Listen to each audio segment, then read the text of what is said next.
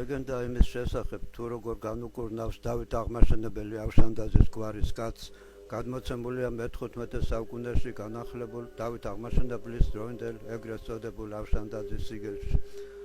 რალამაზი ლეგენდაა, სიამაყით მავსებს, ჩემი გვარის წინაპარი მოქცეულა ასე.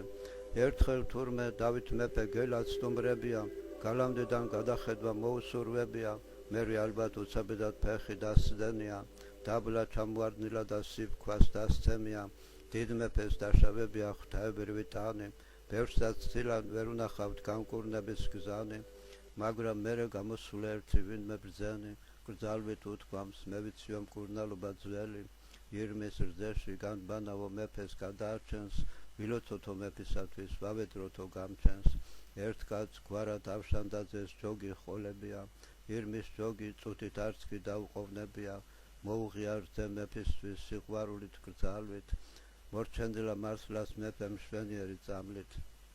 დიდი მეფე ირმის რძეში უბანავებიათ, ნება სულ ჩვილივით უნანავებიათ, მეფეს ავშანდაძისათვის მადლი მიუძღვნია, დასწორედ ის მამულები მისთვის მიუცია, სადაც დღესაც იმის შემდეგ ცხოვრობს ჩვენი გვარი, იმ ბედნიერ ავშანდაძის მოდგმა მონაგარი. ლამაზი ლეგენდაა, სიამაყით მავსებს, თუ ცხადია უფალს მადლობთ ვიდრე ავშანდაძეს.